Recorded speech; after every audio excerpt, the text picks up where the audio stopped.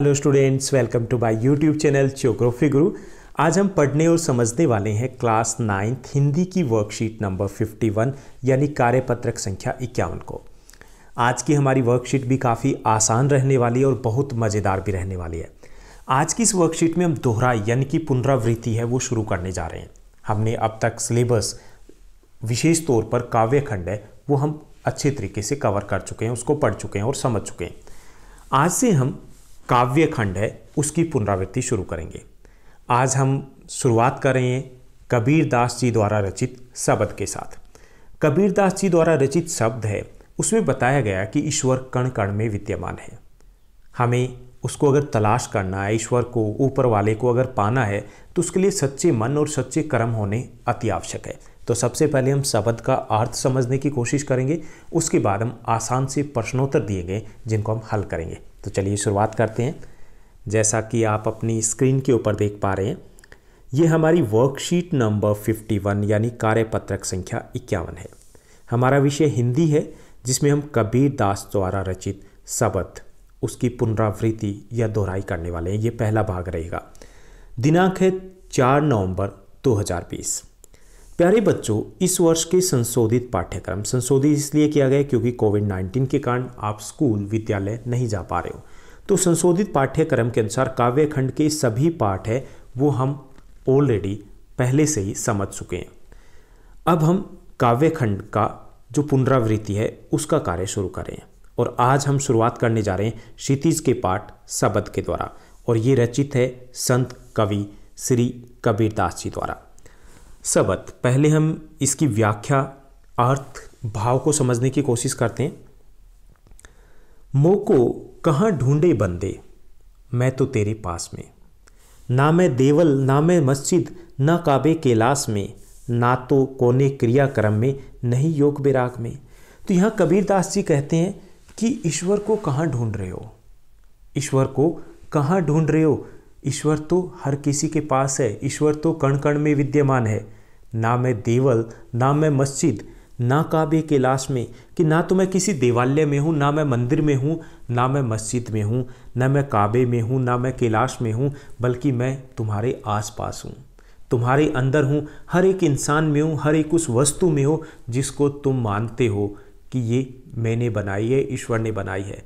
तो इसलिए कबीरदास जी कहते हैं कि हमें मंदिर मस्जिद में ढूंढने की ज़रूरत नहीं है, हम इसको ढूंढ सकते हैं हर एक इंसान में, ढूंढ सकते हैं कण कण में, ढूंढ सकते हैं अपने आसपास। केवल मन सच्चा होना चाहिए, हमारे कर्म अच्छे होने चाहिए। ना तो कोने क्रियाक्रम में, न ही योग विराग में। साथ ही साथ आडंबरों की यहाँ पर खंडन करते हैं। कबीरदास जी कहते हैं कि मुझे पाने के लिए आडंबर करने की ज़रूरत नहीं है, क्रियाक्रम करने की ज़रूरत नहीं है। मुझे पाने के लिए किसी भी प्रकार के वैराग्य की, योग की आवश्यकता नहीं है, संन्यास लेने की ज़रूरत नहीं है। कर्म कीजिए, सच्चे मन से मुझे याद कीजिए, मैं आपको मिल जाऊंगा। हम क्या करते हैं, हम कर्म कांड करते हैं, आपने भी किया होगा, सभी करते हैं कि हे ईश्वर, हे ऊपर वाले, ऐसा कर दे, मैं इतने का भोग लगाऊंगा, मैं वहाँ पर जाकर आऊँगा। हम मन्नतें मांगते हैं। क्या ये मन्नत मांगने का मतलब पता है क्या होता है? इसका मतलब है हम ईश्वर को रिश्वत देने की कोशिश करें। अब सोचिए, हम किसी के घर जाते हैं, घर गए, आप किसी के घर गए और जैसे ही वो मिले तो क्या होता है कि वो हमारे लिए चाय वगैरह लेने के लिए अंदर चले गए। तो हमने क्या किया, ड्राइंग रूम में वहाँ पर एक पेंटिंग लगी थी, उसको उतारा और अपने पास रख लिया। जैसे वो चाय लेके आए, हमने उसको गिफ्ट दे दिया। कैसा लगेगा उसे? बुरा लगेगा, गुस्सा आएगा उसे, क्योंकि ये तो उसी की तस्वीर थी, उसी की ही वो पेंटिंग थी, उसी के घर की थी, हम उसी को ही भेंट कर रहे हैं और कह रहे हैं कि कॉन्ग्रेचुलेशंस। तो यही ईश्वर के साथ है। हम ईश्वर को कह रहे हैं भोग लगाएंगे, ईश्वर को कह रहे हैं हम ऐसा करेंगे, ईश्वर को कह रहे हैं हम ये चढ़ावा चढ़ाएंगे। ये सब कुछ तो ईश्वर का है, ईश्वर ने हमें दिया है, ऊपर वाले ने हमें दिया है। तो हम जो कर्म कांड करते हैं उसकी आवश्यकता नहीं है ऊपर वाले को। ऊपर वाले को आवश्यकता है कि हम अच्छे कर्म करें, हम विश्वास रखें, हम अपने आसपास सच्चे मन से ढूंढें, तो ही हमें ईश्वर मिल सकता है। कहे कबीर सुनो भाई साधो, सब श्वासों की श्वास में। सब श्वासों मतलब जितने भी जीव हैं वो किसने रचना की है? ईश्वर ने रचना की है। चाहे उसके नाम हम अलग अलग रख लें, कि तो ऊपर वाले ने रचना है और ऊपर वाला एक है। तो इसलिए कहा गया कि सब श्वासों की श्वास में, कि सब जो जीव है, जो भी है प्रकृति में, उन सब में ईश्वर वास करता है। हमें आडंबर करने की ज़रूरत नहीं है, हमें आसपास खुद के अंदर ढूंढने की आवश्यकता है। तो ये थी शब्द जिसका हमने भाव या व्याख्या समझी। अब हम प्रश्नोत्तर की तरफ चलते हैं। आज की इस वर्कशीट में 4 आसान से प्रश्न दिए गए हैं। पहला जो प्रश्न दिया गया कि मनुष्य ईश्वर को कहाँ कहाँ ढूंढता फिरता है। तो मनुष्य ईश्वर को मंदिर, मस्जिद, काबे और कैलाश में ढूंढता फिरता है।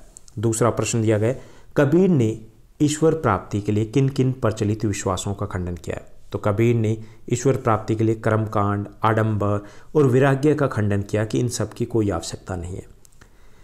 तीसरा जो प्रश्न दिया गया, कबीर दास जी के द्वारा ईश्वर हमें कहाँ मिलेंगे, कि ईश्वर हमें कहाँ मिल सकते हैं। तो कबीर दास जी के अनुसार ईश्वर कण कण में विद्यमान है। अगर हम सच्चे मन और कर्म के साथ ढूंढें तो हमें ईश्वर अपने आसपास या अपने अंदर ही मिलेंगे। चौथा जो प्रश्न दिया गया है कि कबीर दास जी ने ईश्वर को सब श्वासों की श्वास में क्यों कहा है, यानी कि इसका क्या अर्थ है। सभी जीवों की रचना ईश्वर के द्वारा की गई है, अतः ईश्वर का वास हर प्राणी की हर सांस में है, अर्थात ईश्वर हर प्राणी में समाया है।